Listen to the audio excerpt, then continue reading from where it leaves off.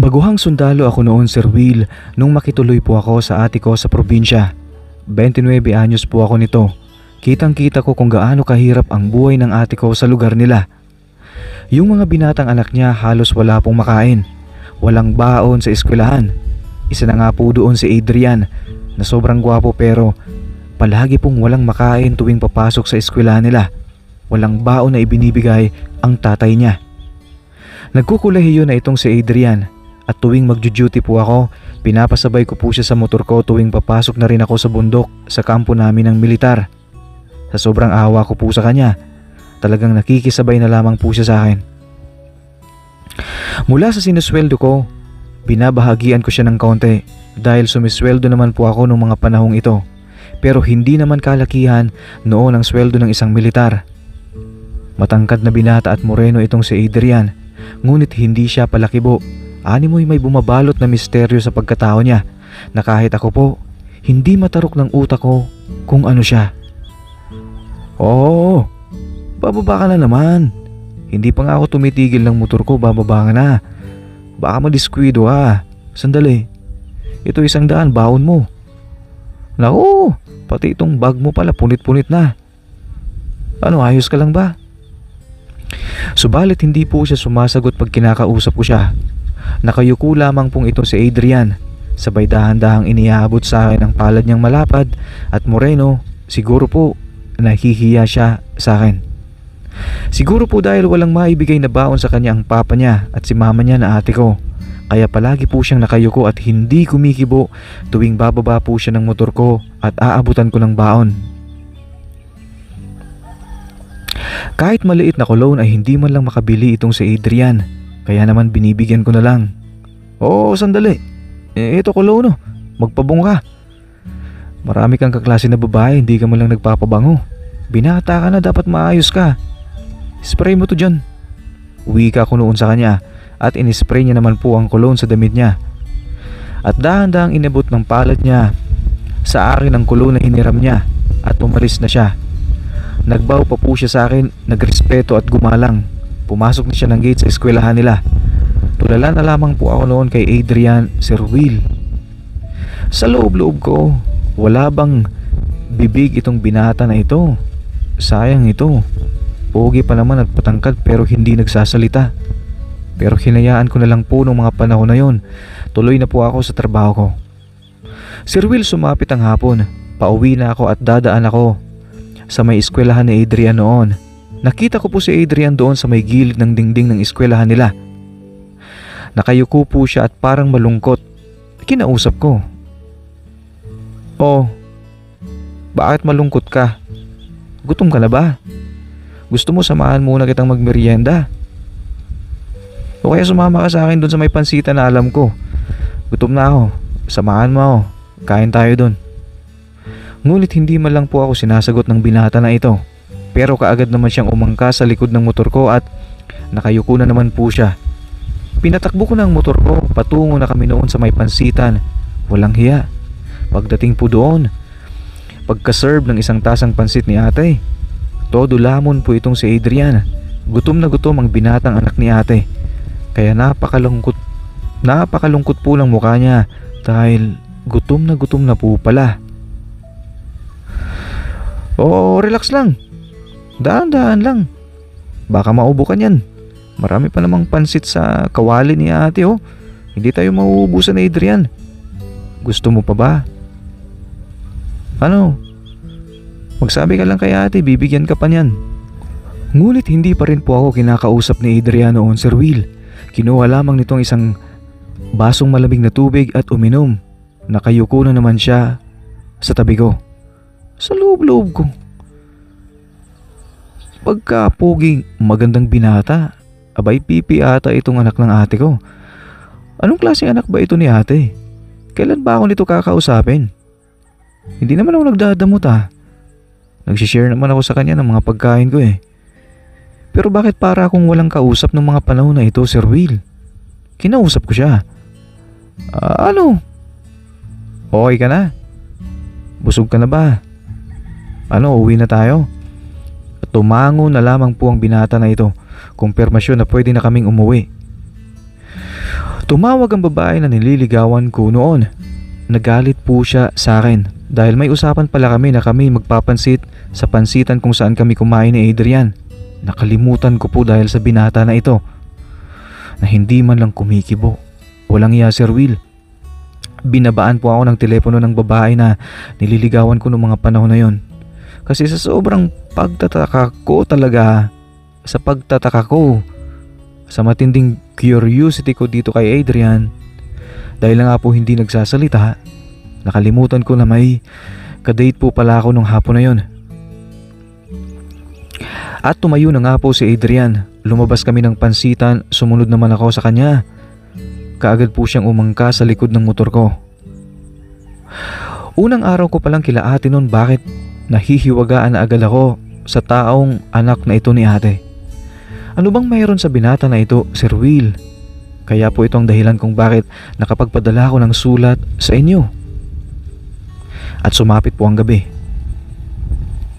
Nasa duyan ako nito sa harapan ng bahay, nagpapaantok ako. Bigla po akong napatayo dahil nakita kong sinapak bigla si Adrian ng tatay niya na asawa ni ate. Umiiyak na po noon si ate ko. Dahil kinastigo ng asawa niya si Adrian, di ko alam kung anong dahilan. Kasalanan ba ni Adrian nung gabi na yon? At nakita kong umalis na lang si Adrian papalayo sa bahay nila. Nasapak po siya ng tatay niya. Hawak-hawak na Adrian ang mukha niya noon papaalis. Nasaktan ito sa sapak na inabot niya kay papa niya. Sa pag-aalala ko po noon, sinundan ko si Adrian gamit ang motor ko dahil saan ba yun pupunta? Tumigil ako sa may bandang tulay sa may ilog malapit sa bayan ng probinsya. Doon huminto si Adrian. Nasisinagan po siya ng liwanag ng street light. Kitang-kita ko po mula sa malayo.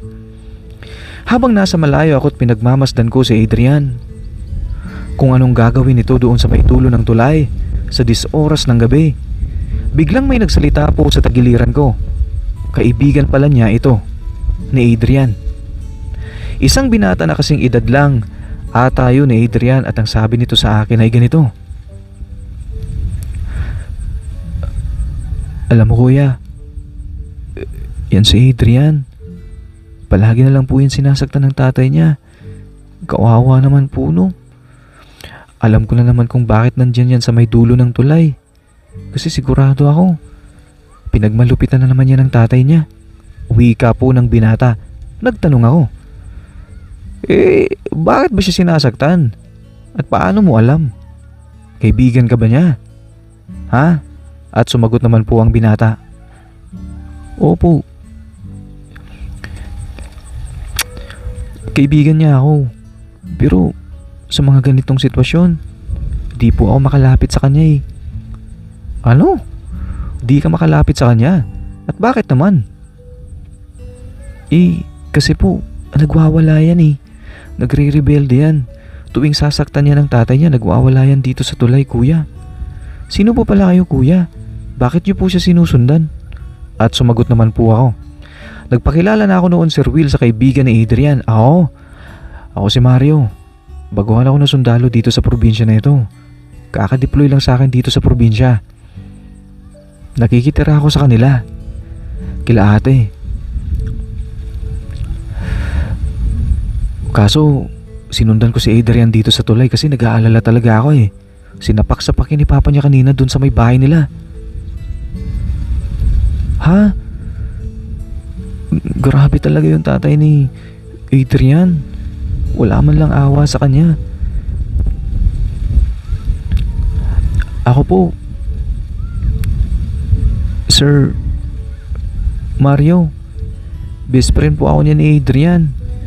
Mabuti naman po, hindi nyo siya nilapitan agad kasi baka po tumalon yan dyan sa tulay. Kasi ayaw po niya na nilalapitan siya pag ganyan eh.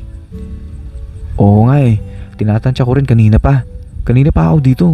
Pinabantayan ko siya kasi baka mahulog dyan sa tulay. Nga pala, bakit siya palaging sinasapak ng tatay niya? May alam ka ba?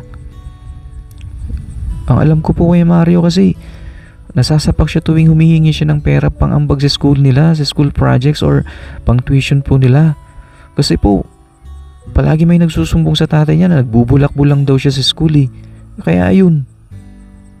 Nagbubulakbol. Nung sinundo ko nga kanina sa harapan ng eskwelahan. Kanina halos walang barkada yan eh. Paano nagbubulakbol yan? Galing yan sa school. Hindi yan nagbabarambado.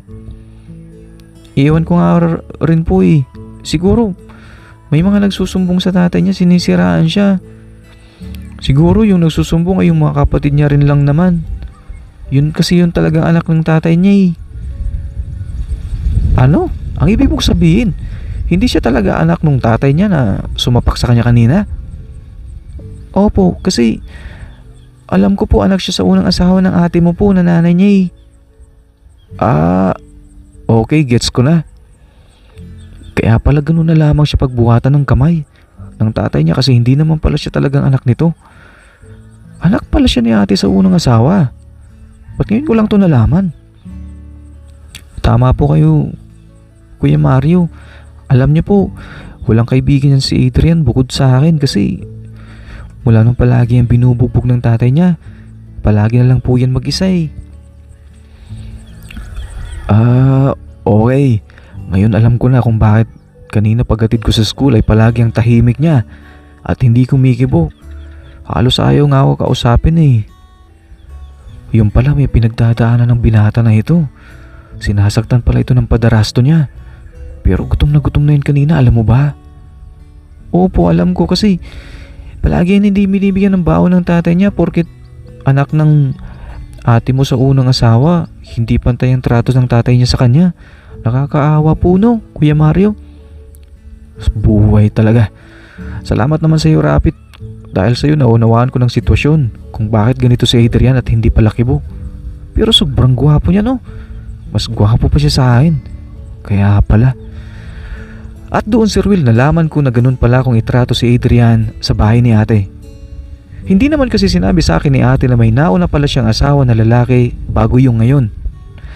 Kaya naman pala ganun na lamang makapanakit yung asawa ni ate ngayon kay Adrian dahil hindi niya po ito kadugo. Nung gabi na, yun ang narealize ko po na wala palang kakampi si Adrian sa bahay nila. Kaya naman nilapitan ko po si Adrian sa may dulo ng tulay para yayain na itong umuwi dahil mag-aalas 10 na po at may pasok pa siya bukas. Paglapit ko po sa kanya, napansin ko na parang ang daming luhang tumutulo sa mata niya.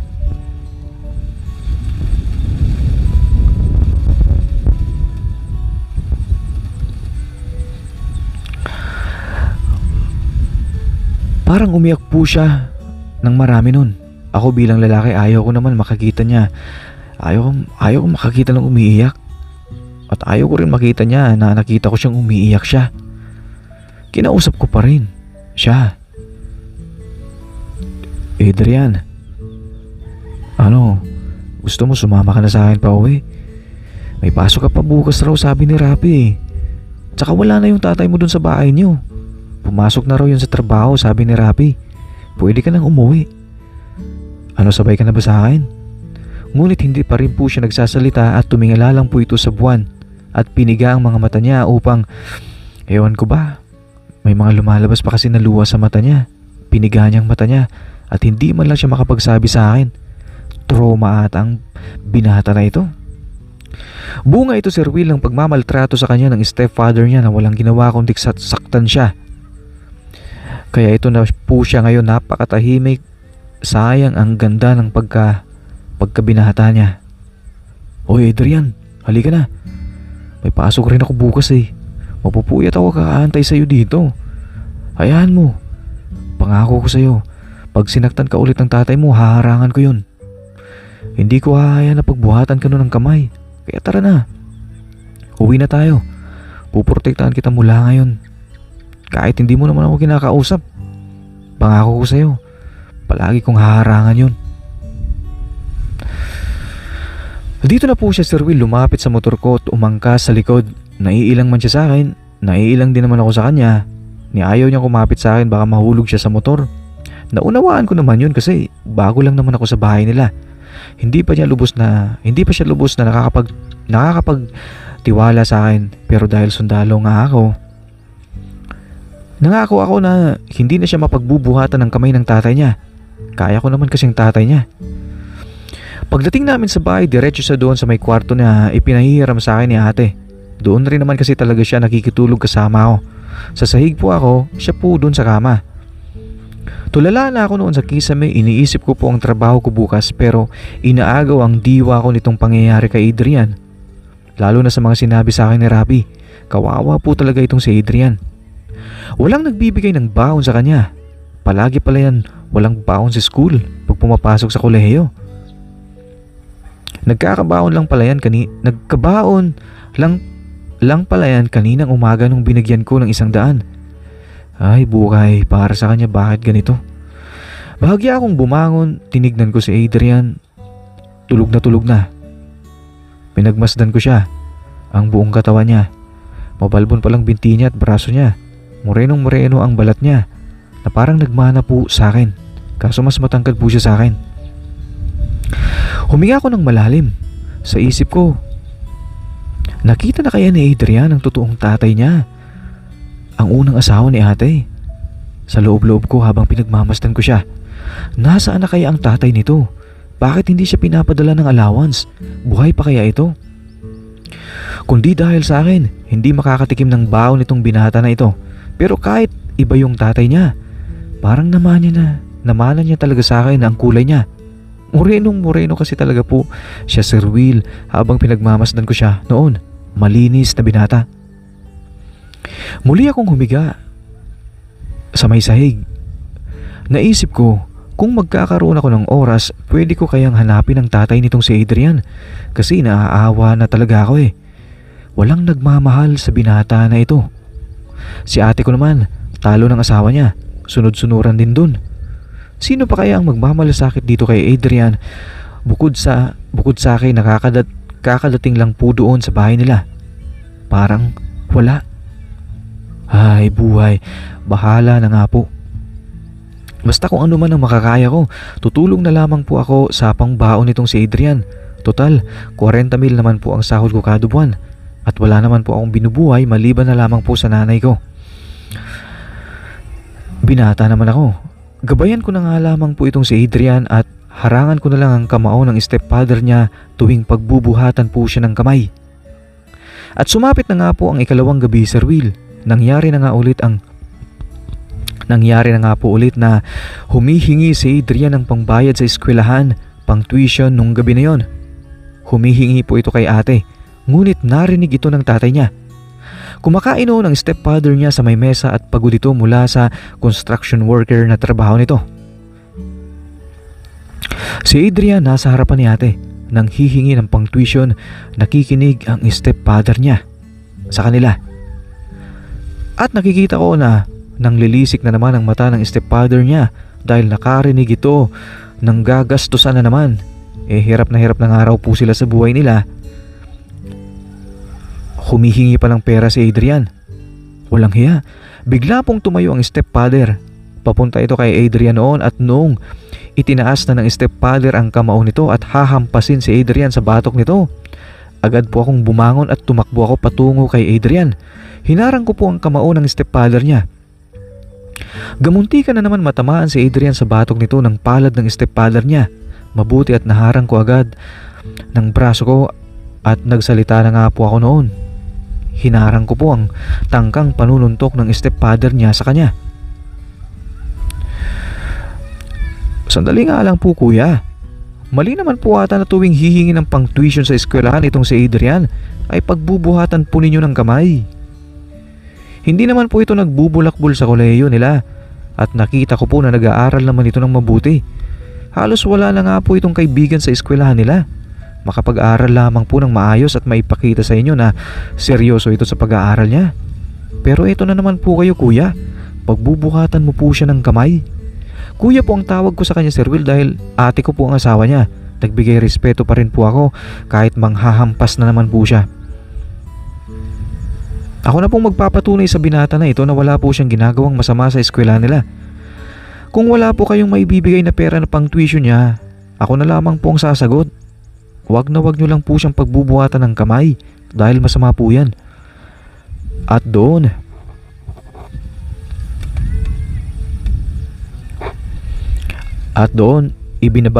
ibinaba ko na nga po ang kamay ng stepfather niya at humugot ako sa wallet ko ng 1,000 at ibinigay ko ito kay ate. Para kausapin muna ni ate si Adrian bago iabot ni ate ang 1,000 sa kanya. Lumayas naman po ang stepfather at nagdabog pa.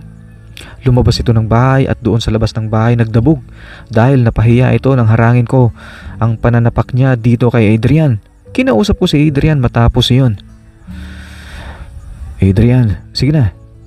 Pasok ka na doon sa kwarto. Itago mo muna ang pang tuition mo na yan. Bukas din ay bibigyan kita ng 100 pambahon mo. Sige na.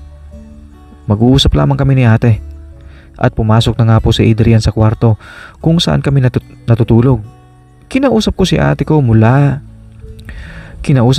nung gabi na yon. Sabi ko mula ngayon, ako na muna ang sasagot sa tuition ni Adrian tuwing exam nila. Dahil 1,000 na lang naman pala. Sinasaktan pa. At nung natapos na kami mag-usap ni ate, sumunod naman ako patungo sa kwarto kung saan kami natutulog ni Adrian. Ang kwarto na pinapahiram ni ate sa amin. Pagpasok ko sa kwarto, narinig ko na may sumisinghot, parang may umiiyak.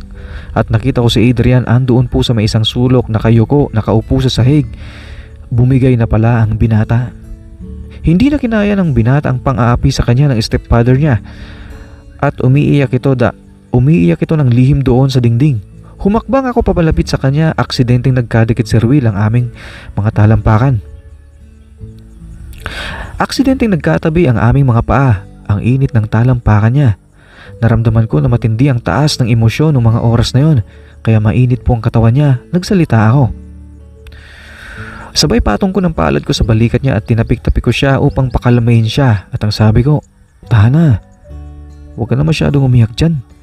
Mula ngayon, hindi ka na masasaktan ng stepfather mo. Sige na, bangon ka na dyan. Higa ka na dito sa kama mo. At dito na lang ulit ako sa sahig matutulog para makabuelo ka. Sige na, tahan na. Pangako ko, tutulong ako palagi sa pag-aaral mo. Sige na. At bumangon naman po siya at hindi pa rin po ako kinakausap. Napakagwapong binata pero parang pipi. Hindi naman po siya bakla, Sir Will. Lalaking lalaki gumalaw. Bihira nga lang po talaga siyang magsalita. Kaya nahihirapan ako nung mga panahon na yun. Palagi ko siyang tinatansya kung ano bang gusto niya. Kung paano ko siya pakikitunguhan. Kung paano niya ako kakausapin. Matangkad na tao at malaking tao siya. Pero tahimik na binata. Dapat sa kanya talaga maging sundalo na lang. Kagaya ko kasi malaki katawan niya eh. Bagay rin sa kanya. At noong nandoon na siya sa kama at ako naman nakahiga sa sahig, napapaisip ako. Paano kung hindi ako dumating dito sa bahay ni ate? Ano kaya ang sasapitin ng binata na ito? Siguro nasa ospital na ito dahil nag-aagaw buhay. Dahil hinahampas po siya ng kamaw sa may batok niya, ng tatay-tatayan niya. Buwisit rin naman kasi talaga itong bagong kinakasama ni ate. Kung wala siyang perang pambigay, di wag niya na lang saktan. Hindi naman ito perwisyo sa kanila, itong binata na ito. Pasalamat lang talaga ako kay Lord dahil dito ako nadestino sa probinsya na ito. Dahil kung hindi, siguro patay na po ang binata na ito. Dahil kanina, sa may batok po siya talaga hinahampas. Marami tayong ugat sa batok na kapag nadurog ay pwede nating ikamatay. Grabe Sir Will, awang-awa po ako dito sa binata na ito na si Adrian. Habang nakahiga ako sa sahig at hindi ako mapakali, naiisip ko talaga ang mga pangyayari. Bumangon ako para tignan siya kung tulog na siya. At sa pagbangon ko, pagdungaw ko sa kanya, sa taas ng kama kung saan siya nakahiga, nagulat po ako. Umiiyak pa rin pala siya ng silensyo. Tahimik siyang sumisinghot ng ilong niya. Kawawa po na binata. At noong nakita niya ako, Sir Will, na nakadungaw ako sa kanya, bigla po siyang bumangon at yumakap sa akin. Aksidenteng nahila po ako ng bigat niya. Pagyakap po niya sa akin at nadapaan ko po siya. Walang hiya. Niyakap ako ng isang lalaki nung mga panahon na ito. At binata pa talaga. Nadapaan ko po siya at parang naiyakap ko na rin po siya noon.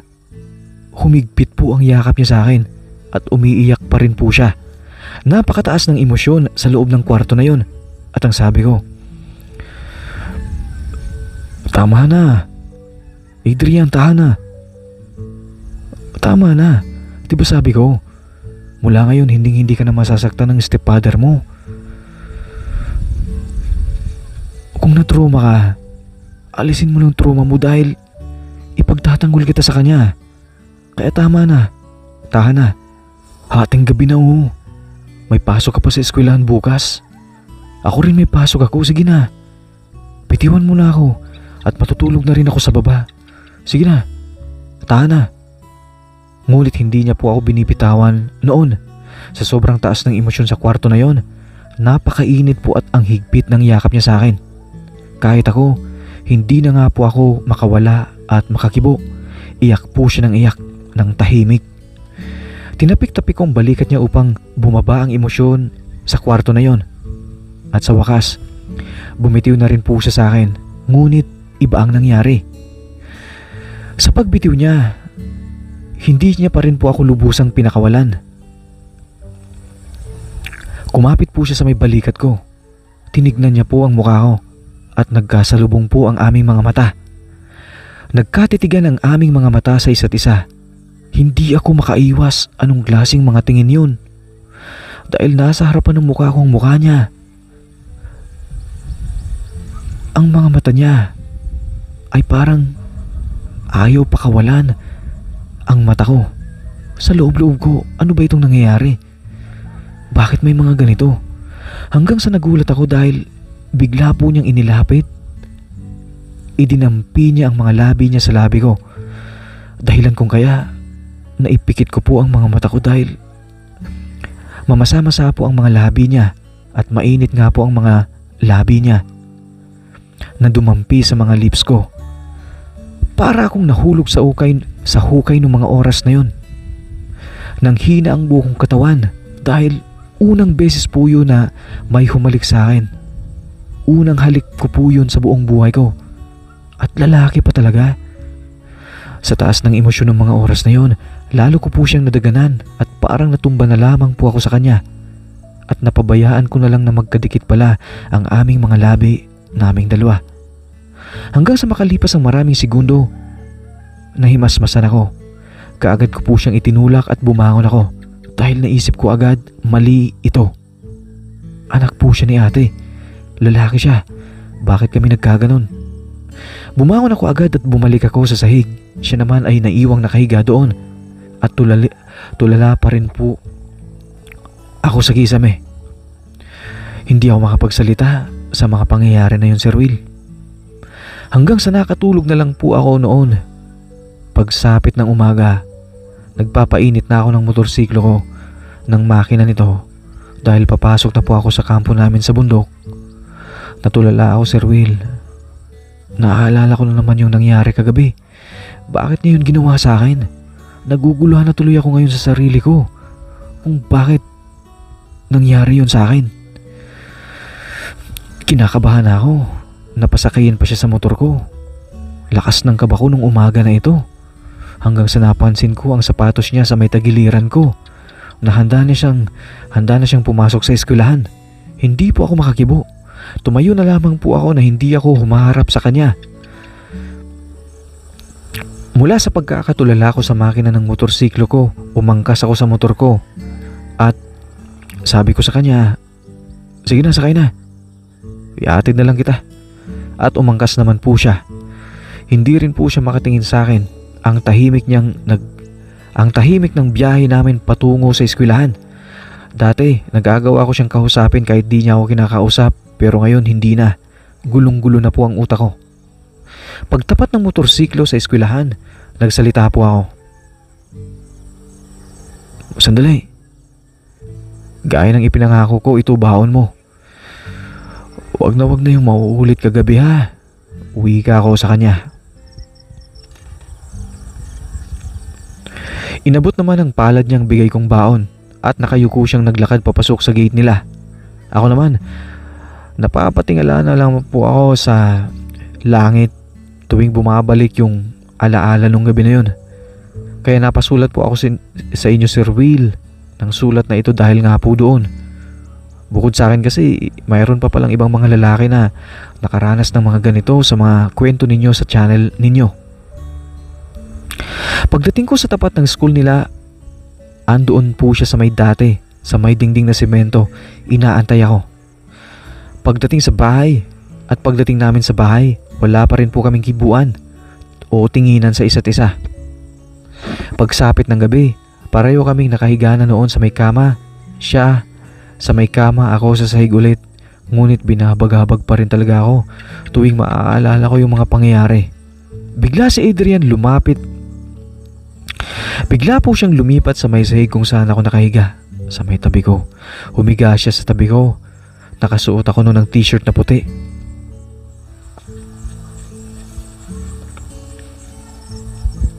At short na pang army.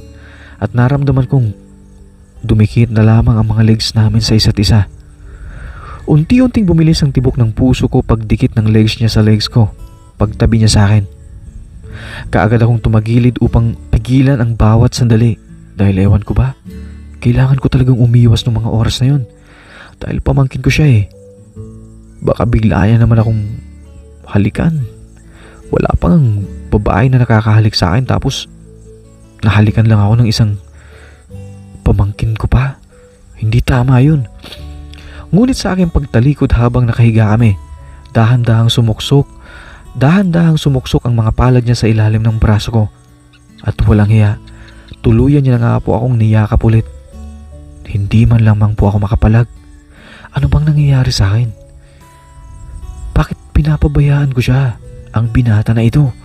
At nung tuluyan niya akong mayakap, naramdaman ko na lamang po ang init ng buong katawan niya na nasa likod ko siya. Humigpit palalo ang yakap niya na parang gusto ko lang bumangon at iwasan siya. Ngunit bakit hindi ko magawang bumangon upang makatakas sa sitwasyon na yon? Ako ay nanghina na at parang nahulog na ako sa maiinit niyang pagyakap sa akin. Ano bang nangyayari sa akin, Sir Will?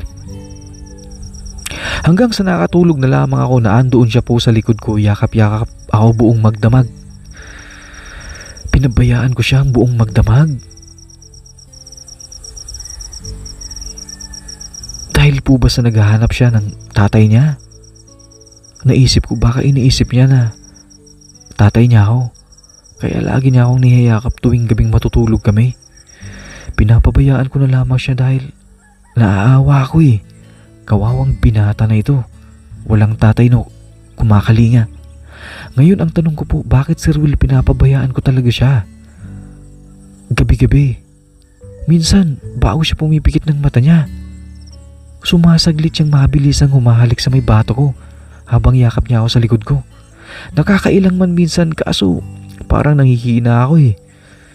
Hindi na lamang po ako lumalaban. Nagpapabaya na lamang po ako sa kanya. Gabi-gabi tumatabi siya sa akin para yakapin ako hanggang umaga. Naguguluhan na po ako sa sarili ko. At sumapit pa nga po ang isang gabi na kami ay nagkausap ng masinsinan.